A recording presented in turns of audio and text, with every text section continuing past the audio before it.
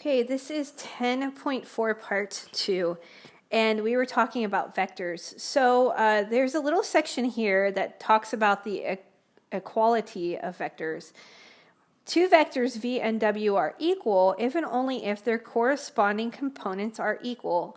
That is, if v equals a1, b1, and w equals components a2, b2, then v is equal to w if and only if a1 component is equal to a2 component and b1 component is equal to the b2 component of vector w. So once again, remember, equal vectors have the same direction and same magnitude, and they now have the same components. So we're also going to use what's called IJ notation, and I is going to stand for the x-axis, and J is going to stand for the y-axis. And remember, I corresponds to the A component, and J corresponds to the B component. So let's check out this little example here. If vector v equals 5, 4, then we can say that this is also equal to 5i plus 4j. So once again, the A component corresponds to the I, and the B components corresponds to the J. Do not get confused between imaginary numbers and this I. This I is not imaginary, it's just I. Okay? So once again, I in this instance is the A component of the vector. We can go into objective 3, which is adding and subtracting vectors algebraically. So we've done this in the last section where we've graphed out the vectors and put them end to end and found the resulting vector by doing so. But now we have a way to actually do it with algebra. So if vector v equals a sub 1i plus b sub 1j, and vector w equals a sub 2i plus b sub 2j, then two vectors, and let's throw in a scalar multiple. So the scalar multiple is alpha. Then here's what we do. To add vector v plus vector w, I have to add the a components of the two together and tack on the I, plus add the b components of the two together and tack on the j. Or we can write that in the other notation. And the other notation says a1 plus a2, b1 plus b2. So we're just adding these together. And remember, whatever vector comes first, that's what the first one we add. We can also subtract the two vectors. So vector v minus vector w equals, we subtract a1 minus a2i plus b1 minus b2j. All right, a scalar multiple. We can say the scalar multiple alpha times a1i plus alpha plus b1j. So all we're doing is we are distributing the scalar multiple to the two values. We saw that when we added them together in the previous section. And then finally, we now have a formula to find the magnitude of v. So to find the magnitude of a vector, whether it be v or not, you're going to take the square root of the a1 component and then square that, plus b1, we're going to square that. We're going to add a1 squared plus b1 squared and take the square root of that, and that gives us the magnitude. By the way, this comes from the Pythagorean theorem. Okay, so let's go ahead and do an example where we have v equals 2i plus 3j and w equals 3i minus 4j. Find vector v plus vector w. So remember, when you add these two together, we're going to add the components a1 plus a2, and then we're going to add b1 plus b2. Okay, so let's do that.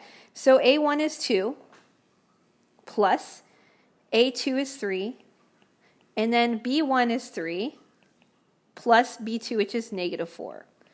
Okay, so let's go ahead and add that together. 2 plus 3 is 5, and 3 plus negative 4 is negative 1. So there's my components. A component is 5, and the B component is negative 1. Or I can write this as 5i minus j. Okay, so this is part A. Part B says, hey, I want you to take v minus w. So vector v minus vector w.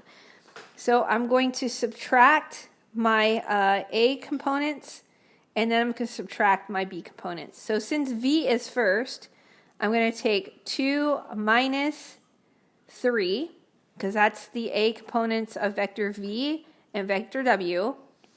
And I'm going to subtract the B components, and V is first, so it's going to be 3 minus vector W, which is negative 4. Okay, so let's do the math. 2 minus 3 is negative 1, and 3 plus 4 is 7. So if we're going to write this up with i's and j's, this is going to be negative I plus 7j. So these are the answers for part A and part B. All right, moving on. So we have another example where it says V equals 2i plus 3j and W equals 3i minus 4j. Find the scalar multiple 3 times V. So vector V, remember, is 2, 3, right? So we're taking 3 times that. So all you do is distribute it to the A component and the B component. So it goes 3 times 2. And let me write that up, not as a comment, but 3 times 2. And then we're going to take 3 times 3. Okay, and let's see what that is. 3 times 2 is 6, and 3 times 3 is 9. So the resulting vector is 6, 9, or we can write this up as 6i plus 9j. Okay, let's do part B. Part B says 2v minus 3v. Just like the order of operations, we have to do multiplication first. So we are going to find 2v and 3w first. Okay, so 2v. Remember, I'm taking 2 times vector v, which is 2, 3, and that equals 4, 6. And I have to take 3w, so 3 times vector w, which is 3, negative 4. So once again, distribute, and you get 9, negative 12. Now I'm ready to subtract these two. So remember, I have to take 2v minus 3w. So I'm using these two vectors here. So to subtract, you have to take the A component of the first one, which is 4, minus the A component of the second one, which is 9. And then you take the B component of the first one, which is 6, minus the B component of the second one, which is negative 12. And we get the resulting vector. So let's figure out what that is. And we get negative 5, 6 plus 12 is 18. Or I can write this up as negative 5i plus 18j. All right, so we got part B done. Part C. Part C says, hey, I got to find the magnitude of vector V. Remember, the magnitude equals the square root of my A component squared plus my B component squared. So I'm looking at vector V. The A component is 2, and I'm going to square that. And the B component is 3, and I'm going to square that. So square root of 4 plus 9 equals the square root of 13. So that is the magnitude of vector V. Okay, objective number 4. Objective 4 says find the unit vector. To find the unit vector, you take whatever the value of your vector is, and you're going to divide it by the magnitude of V. So that's it. And we can also find a regular vector. If I know the unit vector and I know the magnitude of the vector V, then all I have to do is multiply those two together to get myself back to the original vector V. So for this next example, it says find a unit vector in the same direction as V. Well, V, we can write this as 4, negative 3. Okay, I need to find the magnitude first. So the magnitude of vector V, remember, is the square root of the A component squared, so that's going to be 4 squared, plus the B component squared, which is negative 3 squared. So this becomes 16 plus 9, which is the square root of 25, which equals 5. So now to find the unit vector, remember, I take vector V divided by its magnitude. So remember, vector V is 4, negative 3, and I got to divide it by 5.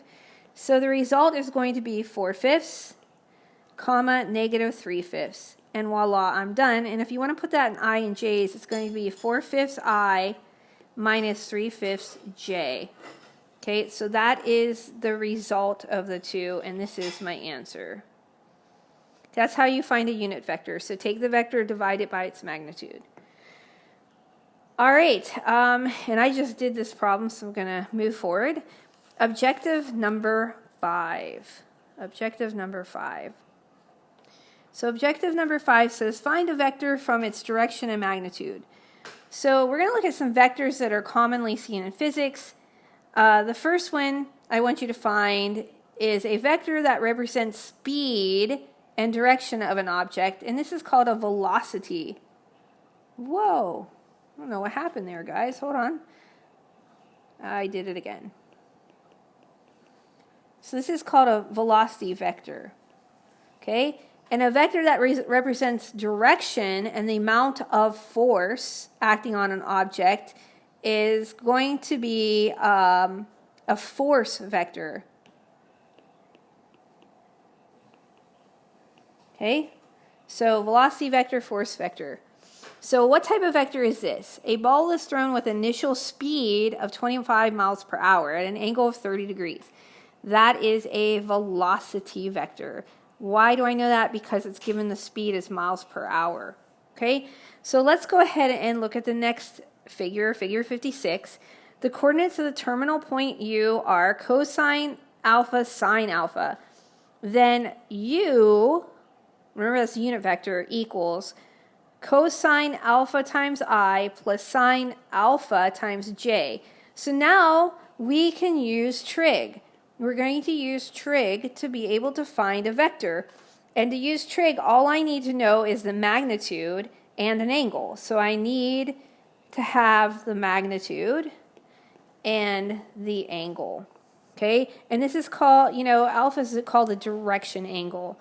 So let's go ahead and check out the next example. Or not the next example, but the little diagram here. So diagram 56 says, hey, here is my angle between I and U. And the terminal point is here, which we're going to call the x coordinate, or the A component, cosine alpha. And the B component, or the y, is sine theta. So remember, cosine goes with x, sine goes with y. That comes back to haunt us. Okay? So let's look at the next example. A ball is thrown with initial speed of 25 miles per hour in a direction that makes an angle of 30 degrees with the positive x-axis. Express the velocity vector v in terms of I and j. What's the initial speed of the horizontal direction? What's the initial speed in the vertical direction? Okay, you may want to draw this just so you can see where you're at, because now it does matter what quadrant you're in. And 30 degrees is definitely in quadrant A. Right? So the ball's thrown. So basically what they want us to know is, what's the height and what's the width, right? Because this is horizontal and this is vertical. Okay? So let's go ahead and check that out.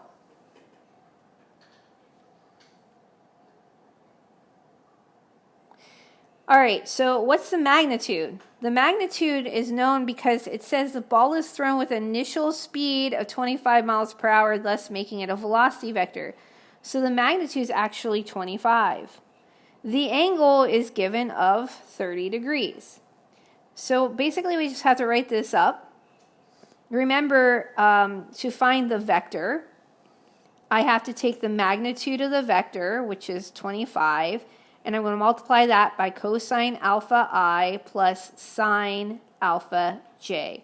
Okay, so let's go ahead and write this out. So the velocity is 25. Cosine alpha is now 30 degrees I plus sine of 30 degrees j.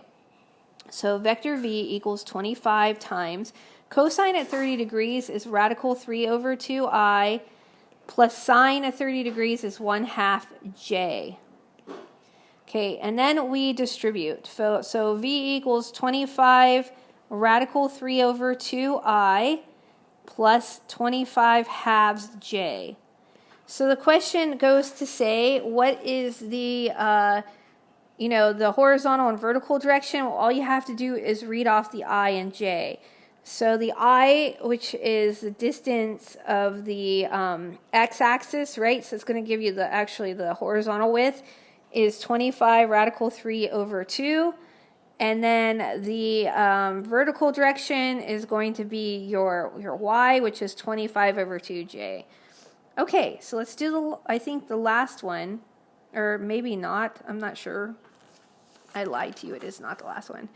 Sorry about that. Okay. So let's do this problem where it says find the direction angle of v equals 4i minus 4j. Well, they already gave you the vector. So all I have to do is find the angle. I don't even have to find the magnitude of this. But before I find the angle, I need to know where I'm at. So I'm just going to put, a Cartesian coordinate system really quick here. Here's I, here's j. This is 4, this is positive 4, negative 4, negative 4, right? So 4i minus 4j, so 4i minus 4j is going to be right here. Okay, so I'm in quad 4.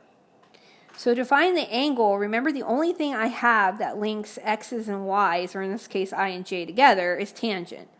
So remember, tangent of an angle, we're going to write it as alpha, equals y over x, right? Now remember we're in i's and j's. So y is now j and x is now I.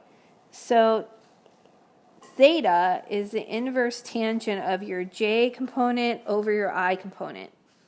So let's do that. So tangent inverse of j over I. So j, remember, is negative 4 over I, which is 4. And I'm going to stop a moment. Remember, inverse tangent can only give us, if we just use a formula, values in quadrant 1 or quadrant 4. If you're in quadrant 2 or 3, you would have to add pi to your answer. Remember that from before? But since I'm in quadrant 4, I just have to use this formula. So let me go ahead and move forward. So inverse tangent of negative 1. Okay, so where does the inverse tangent equal negative 1? The angle is negative 45. So that is the angle, the direction angle of vector v, which equals 4i minus 4j. Okay, last problem of this section. Two forces of magnitude 60 newtons and 10 newtons act on an object of an angle of 30 degrees and negative 45 degrees with the positive x-axis as shown in the figure. Find the direction and magnitude of the resultant force, that is, find F1 plus F2. All right, so we got to find vector F1 and we got to find vector F2. To find vector F1, I'm going to need to find the magnitude of F1, and then I'm going to multiply that by cosine alpha I plus sine alpha j. So let's do F1. Okay, it tells me that the force magnitude is 60, and then the angle for the first one is 30 degrees. So I'm just going to go ahead and put in this information as shown, and then I'm going to simplify it. So I get 60 times cosine of 30 degrees, that's radical 3 over 2, I, plus sine of 30 degrees is 1/2 j. Okay, so now I'm going to distribute the 60, so F1 equals 30 radical 3i plus 60 times 1/2 is 30j. All right, now I have to find F2. So I'm going to find the magnitude of F2 times cosine alpha I plus sine alpha j. All right, so F2 equals, the force magnitude is 10. Cosine the angle is negative 45 degrees plus sine of negative 45 degrees. And I need my i's and j's in there. So F2 equals 10 times cosine. Before I do this, I need to apply the even-odd rules. Remember that cosine is even, meaning the negative comes off of it. So this is going to be just regular cosine of 45 degrees, I, and sine is odd, which means the negative comes out. So this is going to be minus sine of 45 degrees j. So you have to apply the even odds before you do this. So F2 equals 10 times cosine of 45 degrees is radical 2 over 2i minus radical 2 over 2j. Distributing F2 is therefore equal to 5 radical 2i minus 5 radical 2j. Okay, I'm going to highlight these two that I just found because my next step is to add them together. So I need to find, and I need to add vector f1 plus f2. Remember, you add the A components together, and then you add the B components together to get the resultant vector. So the A component of f1 is 30 radical 3 plus 5 radical 2 is the A component of f2. And then the B component is 30 for the force 1 plus negative 5 radical 2 of force 2. So when I add these together, f1 plus f2, and I'm going to do a decimal here because I can't add those as they sit. The decimal is going to be 59.0 for the A component when I add the two together, and 22.9 when I add the B components together. So this is my resulting force vector acting on whatever it is. Okay, and I think that is the last, yeah, that's the last one, so we're done. Yay, good job, guys. 1 or 2 more sections left, so not too bad. You're getting to the end now. All right.